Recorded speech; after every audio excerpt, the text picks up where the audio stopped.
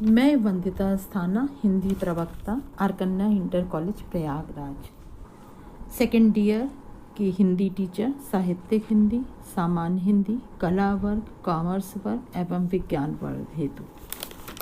बच्चों, पिछले सत्र में आप कक्षा 11 की परीक्षा उत्तीर्ण कर अब 12वीं कक्षा में अपना स्थान सुनिश्चित कर चुके हैं। आप बधाई के पात्र हैं।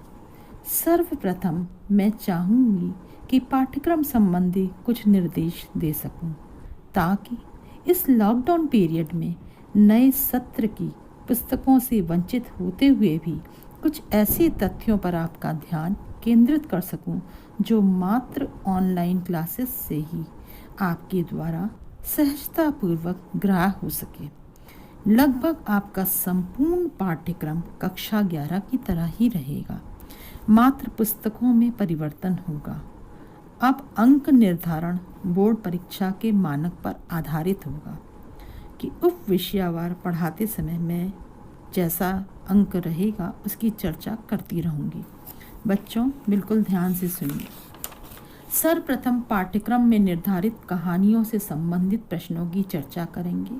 पिछली कक्षा अर्थात कक्षा 11 में मैंने कहानी का सारांश चरित्रण करना बताया था, लेकिन इस वर्ष कहानी के उद्देश्य, समीक्षा आदि प्रश्नों की चर्चा करेंगे और इन प्रश्नों का उत्तर तभी संभव है जब कहानी कला के तत्वों या उत्तम कहानी किसे कहा जाता है, ध्यान से सुनिए, उत्तम कहानी जिसकी जानकारी हमें प्राप्त हो जाए एवं इन्हीं तत्वों के आधार पर ही संभव है कि कहानी को उचित फ्रेम में अंकित कर पाए। इसे बताने से पूर्व एक बार फिर मैं आपका ध्यान आकर्षित करना चाहूँगी कि विधाओं में एक विधा है कहानी की। अब प्रश्न उठता है, कहानी कैसी होनी चाहिए? तो आइए देखते हैं इस चार्ट के अनुसार। खंडिका, जिसमें एक प्रकरण है कहानी। आज हम चर्चा करेंगे एक उत्तम कहानी के तत्व। कहानी के तत्वों के विषय में विद्वानों में एक मत नहीं है। कुछ विद्वानों ने कहानी के 5 तत्व स्वीकार किए हैं, तो किसी के अनुसार 6 तत्व होने चाहिए और कुछ के अनुसार इनकी संख्या 8 होनी बताई गई है। मुख्य रूप से कहानी के 6 तत्व हैं। पहला, कथा वस्तु अथवा कथानक, पात्र और चरित्रण, संवाद अथवा कथोपकथन। 4th नंबर पर है भाषा शैली। 5th है देश काल और वातावरण। अंतिम है उद्देश्य। कुछ विद्वानों ने शीर्षक को भी एक अलग या पृथक तत्व माना है, किंतु हमारे विचार से शीर्षक जो है वो कथानक का ही एक अंग है। अब हम क्रमवार अर्थात क्रम से आपको समझाने का प्रयास करते हैं। सर्वप्रथम पहला टॉपिक, कथा वस्तु। जिस घटना क्रम या कथा के आधार पर कहानी की रचना की जाती है उसे उस कहानी की कथा वस्तु कहा जाता है। कथा वस्तु की श्रेष्ठता कैसे हम जानेंगे?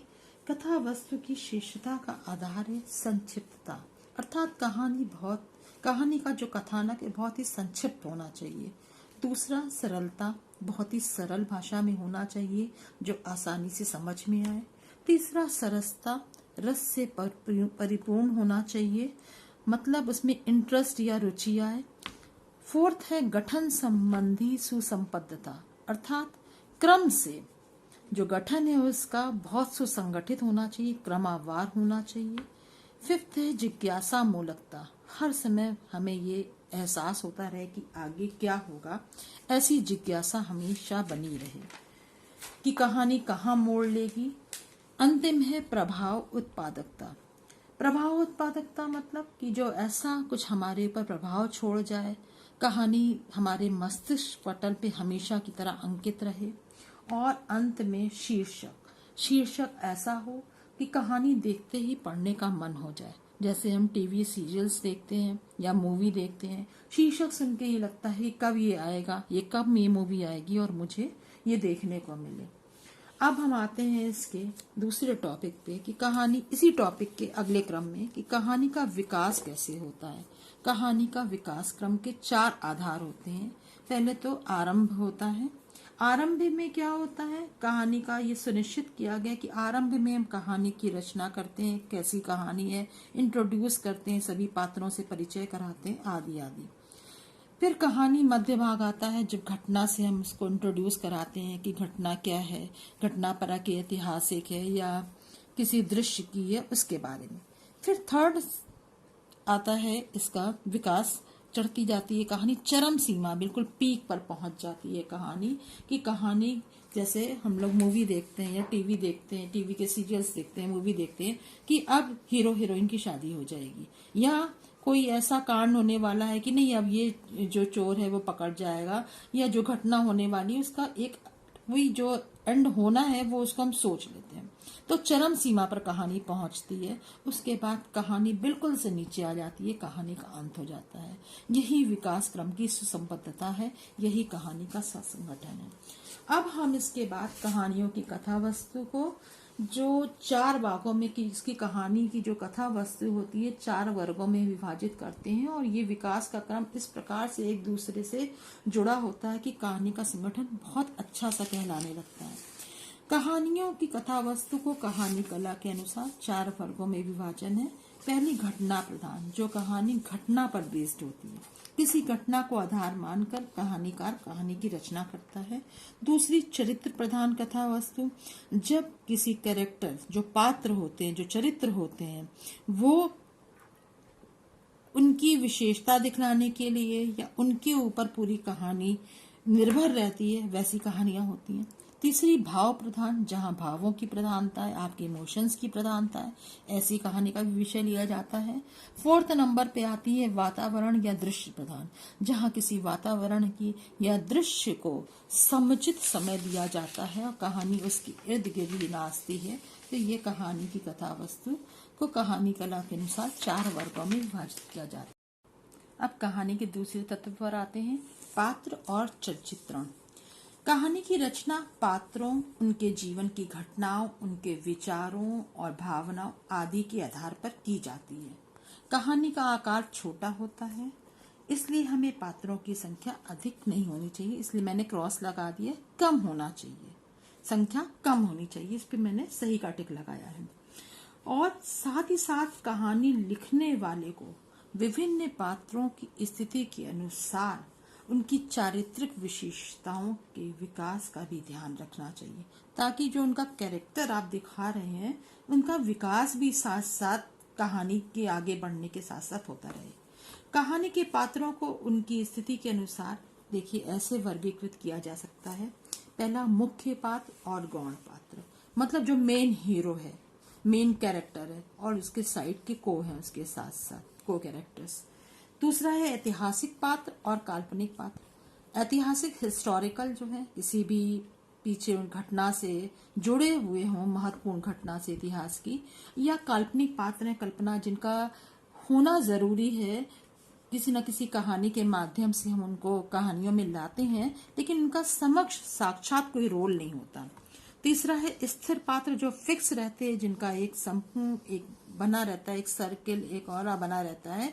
और एक गतिशील पात्र होते हैं जो कहानी के साथ साथ कहानी को भी आगे बढ़ाते हैं और वो खुद भी, उनका चरित्र बढ़ता रहता है। 4th नंबर पर हम आते हैं व्यक्तिगत पात्र और वर्ग पात्र। जो व्यक्ति पात्र होता है वो सिर्फ एक को डिनोट करता है, सिर्फ एक अपने चरित्र को बढ़ाता है, उसी के आधार पर कहानी पढ़ती है। और एक वर्ग पात्र है, जो मैंने क्लास भी लिख दिया है कि क्लास को डिनोट करता है, पूरे वर्ग समूह को बताता है। इस प्रकार ये दूसरा पात्र और चरित्रण समाप्त होता है। अब हम तीसरे पर आते हैं, तीसरे तत्व संवाद अथवा कथोपकथन। संवाद बच्चों तुम जानते ही हो, जो आपस में हम एक दूसरे से बात करते हैं उसे संवाद कहते हैं। हमने कुछ कहा, तुमने कुछ जवाब दिया, तुमने कुछ कहा, मैंने कुछ जवाब दिया, तो आपस में संवाद हो रहे हैं। नाटक में संवाद होता है, कहानी में संवाद होता है। जो बातचीत होती है उसको हम पारस्परिक वार्तालाप या आपस में, हमने लिखा है आपसी वार्तालाप, जिसको हम कहते हैं बातचीत। इसमें क्या है कि कहानी के पात्रों के जो पारस्परिक आपस में वार्तालाप को कथोपकथन या संवाद की संज्ञा दी तो जाती है। कहानी के संवाद के क्या गुण होने चाहिए? पहली बात, वो बहुत संक्षिप्त होने चाहिए, इतने लंबे नहीं हो कि हम आखिरी तक पहुंचते पहुंचते उसके पहला जो शब्दों का अर्थ है वो भूल जाएं या याद ही नहीं रहे कि क्या कहा गया है। सरस होने चाहिए, उनमें कुछ सरसता होनी चाहिए, मधुर रस से पूर्ण होना चाहिए, गतिपूर्ण होना चाहिए जो कहानी को आगे बढ़ाए, पात्रों की चारित्रिक विशेषताओं को उद्घटित करने वाले हों, मतलब उनको बताएं, उनकी ऐसे संवाद होने चाहिए, ऐसे सेंटेंस वाक्य होने चाहिए जो पात्रों की चारित्रिक कैरेक्टर से संबंधित बातों को उद्घटित करें, उनको बताएं। फिर देखिए हमने यहाँ पे क्रॉस का चिन्ह लगाया है कि स्वगत जो अपने आप को बताएं, बहुत लंबे संवाद नहीं होने चाहिए, कलेवर के लिए, इस कहानी को बांधने के लिए उचित नहीं होते हैं, होने ये चाहिए, इसलिए मैंने ये टिक मार्क किया है, इसको नोट कर लीजिएगा आप लोग। इस तरह से हम तीसरा संवाद अथवा कथोपकथन खत्म करते हैं। फिर आते हैं भाषा और शैली पर। इसका अगला तत्व है कहानी कला के तत्वों में कि भाषा और शैली, किसी चीज को हम अभिव्यक्ति करते हैं, अभिव्यक्त करने का प्रमुख या सर्वप्रमुख माध्यम क्या होता है?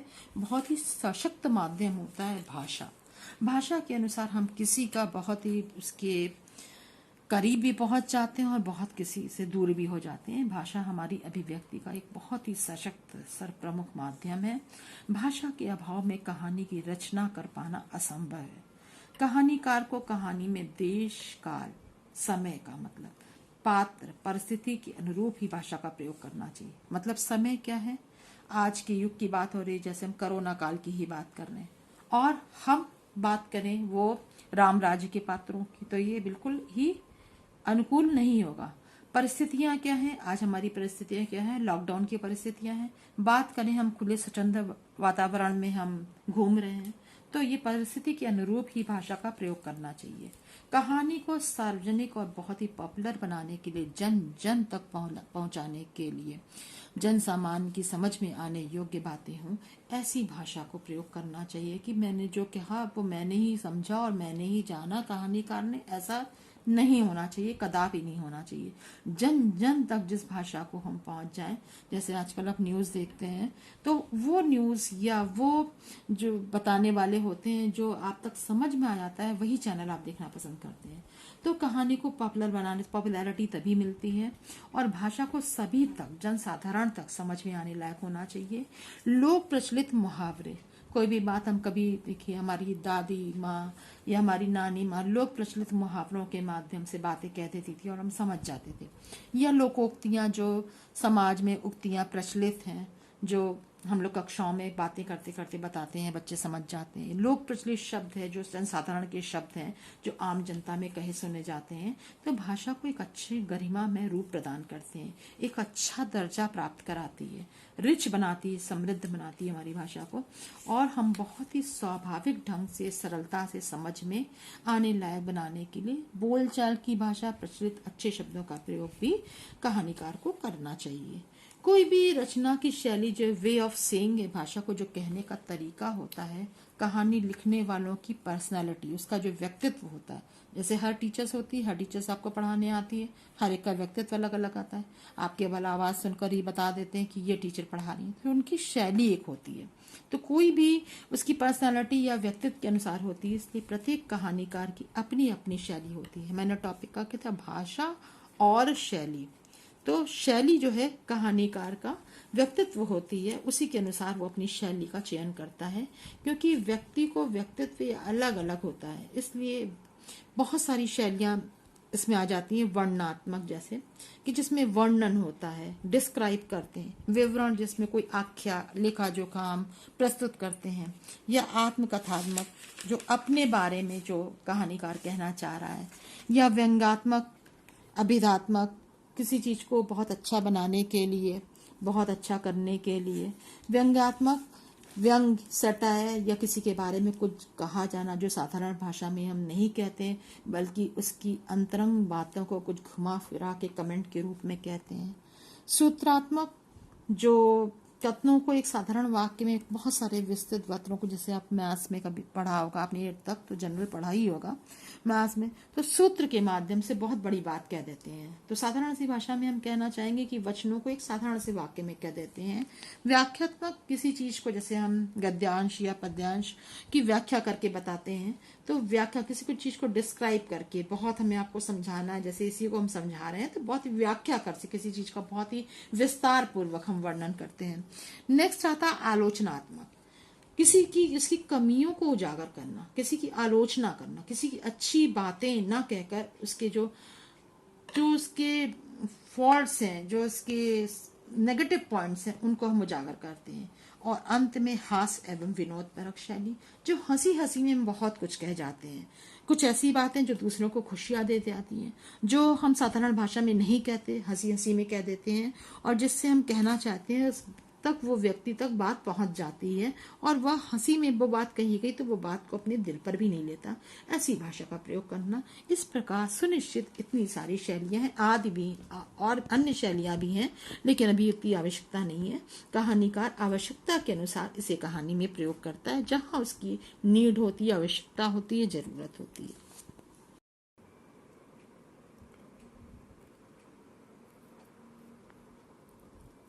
एक उत्तम कहानी का 5वां तत्व है देश, काल और वातावरण। व्यक्ति विशेष और घटना विशेष जो कहानी में वर्णित काल से, मतलब जो बताया गया उस काल से संबंधित होते हैं जिसका वर्णन किया गया है। कहानी में जब किसी पात्र अथवा घटना का चित्रण होता है तो देश और काल के आधार पर किया जाता है, और तभी वह हमारे पर इफेक्टिव होता है, बहुत ही प्रभावी होता है। जैसे रामायण और महाभारत कि जब हम आप देख रहे थे अभी जो सीरियल आ रहा है, तो देश काल, उस समय का देश काल क्या समय था, क्या कहाँ की जगह थी, कौन सा वातावरण था, सारी जो भी कैरेक्टर्स थे, पात्र थे, जो चीजें इस्तेमाल की गई, जिनका प्रयोग हुआ, जो संवाद लिखे गए, सब उसी समय के लिए गए। ये नहीं कि वर्तमान की घटना हो और पौराणिक चीजें ले ली गई, या पौराणिक घटना हो वर्तमान का ले लिया, ऐसा नहीं। उस समय पौराणिक घटना है तो उस समय क्या माहौल रहा होगा, जो हम कल्पना कर सकते हैं, जो कहानीकार ने, रचयिता ने लिखा, जैसा लिखा है उसके अनुसार ही होना चाहिए। इसलिए कथानक जो है, जो कथा वस्तु है, जो कहानी है, उसमें निहित जो मूल संवेदना का, उसकी घटनाक्रम से, जो भी घटनाएं हैं घटनाक्रम से संबंधित उस काल की सामाजिक, राजनीतिक, सांस्कृतिक और आर्थिक, धन संबंधी, सांस्कृतिक माने कल्चर से संबंधित, राजनीतिक मतलब पॉलिटिक्स से, राजनीति संबंधित, सामाजिक जो आम समाज से संबंधित है, तो संबंध होना अनिवार्य है। निष्कर्ष के रूप में हम कह सकते हैं कि कहानी जो है वो देश काल की परिस्थितियों की पृष्ठभूमि, जो बैकग्राउंड है, उसके आधार पर ही पाठकों पर, हम सब पर अपना अभीष्ट, जो मतलब जो अपना चाह रही है, जैसा प्रभाव छोड़ना चाह रही है, जो हमें जिस तरह से मोटिवेट करना चाह रही है, तो वो वैसा तभी सक्षम हो पाती है।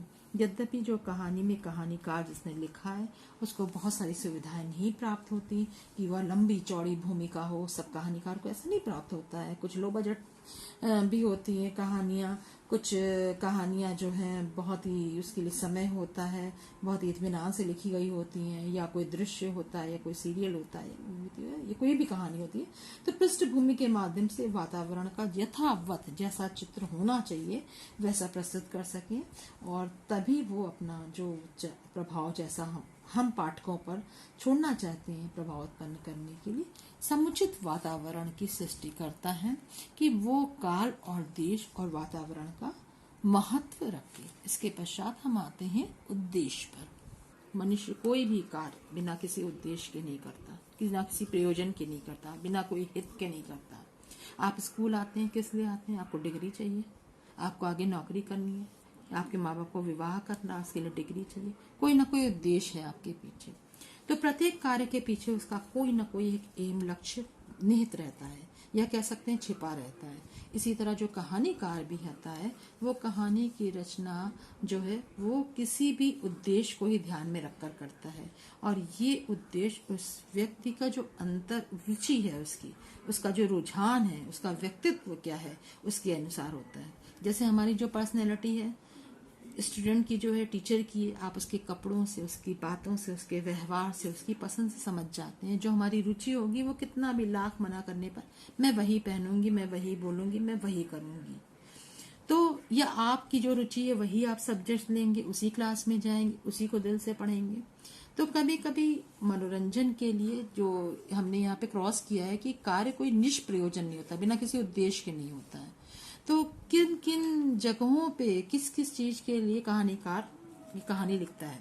कभी वह मनोरंजन के लिए कहानी की रचना करता है, कभी वह लोक मंगल की साधना अर्थात लोगों के कल्याण के लिए करता है, तो कभी सामाजिक विकृति के निराकरण के लिए, जैसे कोई भी समाज में कोई विकृति आ जाती है तो उसके निराकरण दूर करने के लिए। जैसे आज समसामयिक आज की परिस्थिति क्या है, हमारी कोरोना, उसका निराकरण, हम कैसे उससे बचें, कैसे उससे दूर रहें, कैसे किसी को ना हो। तो जो आज भी कहानी, नाटक, कविताएं, गीत लिखी जा रही हैं वो उसी पर कोरोना की ही रचना हो रही है।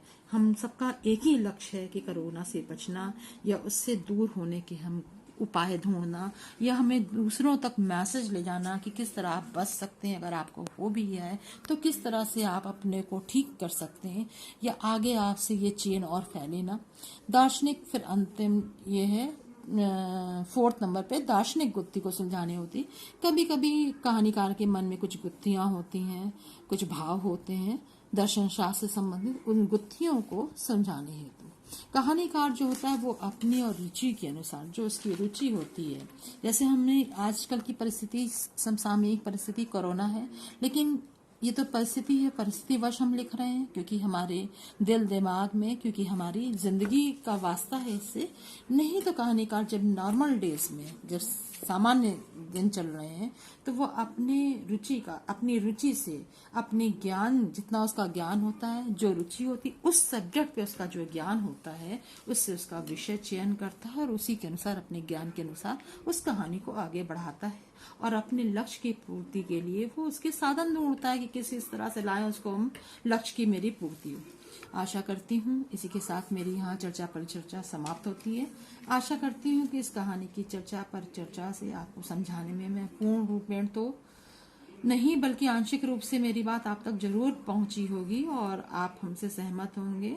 इसलिए एक छोटा सा टास्क हम आपको दे रहे हैं, होमवर्क कहिए, या ये लॉकडाउन के पीरियड में आप एक अपना अनुभव कोरोना से रिलेटेड, ये मैंने लिख भी दिया है इस पे, और इसको आप कॉपी कर लीजिए बच्चों। कोरोना से रिलेटेड एक कहानी और इसको विस्तार पूर्वक कि कारण पहले लिखिएगा, ये कैसे हुआ, कहाँ से आया, मतलब इसकी पूरी जानकारी, हिस्ट्री आप लिखेंगे जितनी आपकी नॉलेज है, जो आप दूरदर्शन से या समाचार पत्रों से प्राप्त कर रहे हैं, और कहाँ तक ये आहत हुए, आप कहाँ तक आपको ये चोट पहुंची। आप जो भी होमवर्क जो दे रही हूँ अपनी रुचि से, अपने ज्ञान से, अपने अगल बगल की जानकारी से, समाचार पत्र से, न्यूज़ से, अपने अनुभवों से जो महसूस करके आपने आत्मसात किया है, जो आपकी बहुत ही अंदर रोष है, उसको एक कॉपी में लिखेंगे। आपने व्हाट्सएप पे, FB पे भी आपके विचार आए, गलत भी आपने मैसेज पढ़ा है, उसके लिए भी जो आपको चोट पहुंची है, तो कोई भी आपके दिमाग में जो बातें आई हैं उनसे आपको क्या सीख मिली कि आगे के जीवन हम कैसे बिताएंगे, क्योंकि अभी आप लोग की बहुत कम उम्र है, बहुत ही नाबालिग उम्र के हैं आप, तो उसके लिए मुझे क्या आगे के लिए प्रिकॉशंस लेने चाहिए, सारी बातें लिखेंगे। और इससे संबंधित कोई प्रश्न आपके दिमाग में आता है तो ये 12th आर्ट्स ग्रुप के माध्यम से आप हमसे प्रश्न भी कर सकती हैं। और ये कार्य जो है आपका एक कॉपी बनाएंगे आप, जैसे मैंने फर्स्ट ईयर में बनवाई थी आपकी 11th क्लास में, और उसको लिख कर रखेंगे। लॉकडाउन खुलने पर हम लोग आपसे साक्षात एक दूसरे से मिलेंगे और इस कार्य को देखेंगे। और अभी आप ये इस तरह से टास्क हम देते जाएंगे और उसको लिखते जाएगा। Thank you for the next classes.